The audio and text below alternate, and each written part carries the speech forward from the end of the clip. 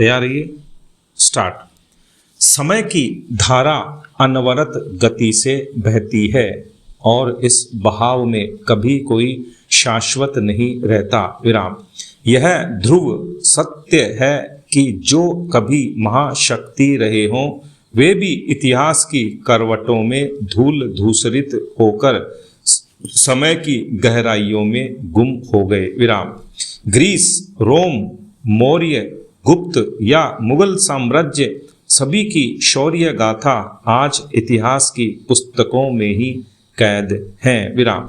आज जब यह प्रश्न उठता है कि क्या पश्चिम के दिन सचमुच ढलान की ओर है, तो यह केवल राजनीतिक या आर्थिक विश्लेषण का विषय नहीं रह जाता, बल्कि यह एक ऐतिहासिक विवेचन और दार्शनिक मंथन का भी आयाम बन जाता है। विराम। पैरा। पश्चिम, विशेषकर अमेरिका और यूरोप पिछले 4-5 शताब्दियों से वैश्विक प्रभुत्व के केंद्र में रहे हैं। विराम।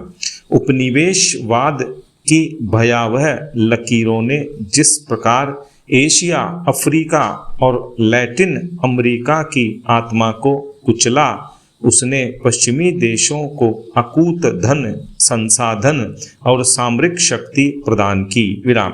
ब्रिटेन, फ्रांस, स्पेन, पुर्तगाल और बाद में अमेरिका ने अपने सैन्य और औद्योगिक सामर्थ्य से विश्व के अधिकांश हिस्सों पर आधिपत्य स्थापित किया। विराम।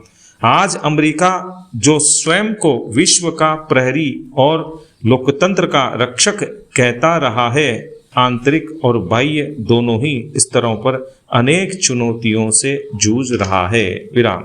उसकी अर्थव्यवस्था अपार उत्पादन शक्ति के बावजूद चीन के सामने पिछड़ती दिखाई दे रही है। विराम। बीते 2 दशकों में चीन ने जिस तीव्र गति से औद्योगिक विकास किया है, उसने अमेरिका के वर्चस्व को सीधी चुनौती दी है। विराम। यूरोप की स्थिति और भी विचित्र है। विराम। यूरोप के साम्राज्यवादी देश जिन्होंने कभी भारत, अफ्रीका और अरब को अपना गुलाम बनाया था, आज स्वयं अमेरिकी संरक्षण के बिना अपने अस्तित्व को सुरक्षित नहीं मानते। विराम। ब्रेक्जिट के बाद यूरोप की आर्थिक एकता में दरार पड़ी और रूस यूक्रेन युद्ध ने यूरोप की निर्बलता को और उजागर कर दिया। विराम।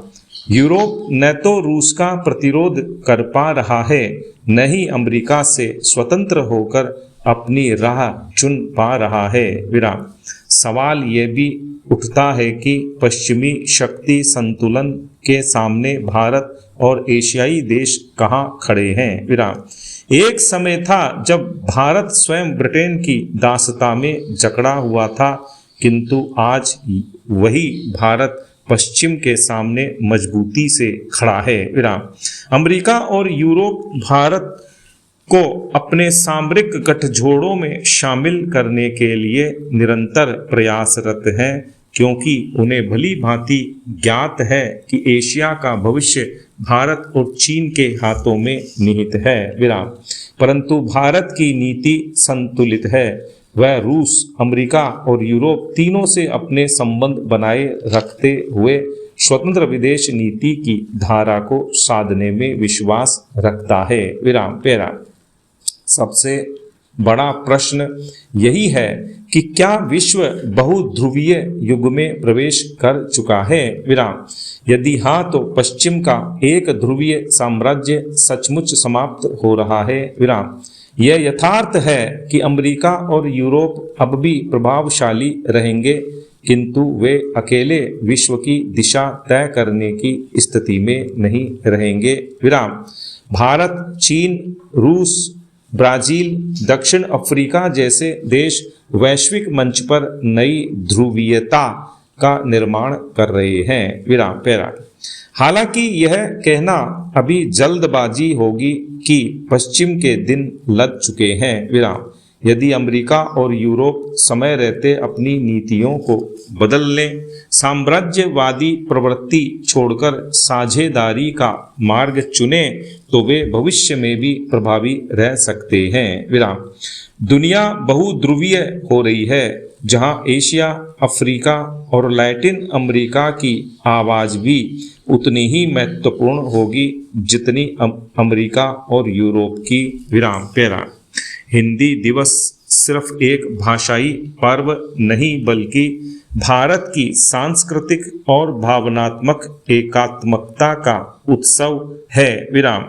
इस वर्ष इसका महत्व और बढ़ गया है क्योंकि संयुक्त राष्ट्र महासभा ने 2025 को अंतर्राष्ट्रीय सहकारिता वर्ष घोषित किया है। विराम। यह एक अर्थ गर्भित संयोग है कि सहकार से समृद्धि का राष्ट्रीय दृष्टिकोण और हिंदी दिवस का उत्सव दोनों हमें यह स्मरण कराते हैं कि विकास की स्थिरता व समावेश तभी संभव है जब वह जनभाषा में व्यक्त हो और सामूहिक सहयोग से आगे बढ़े। विराम।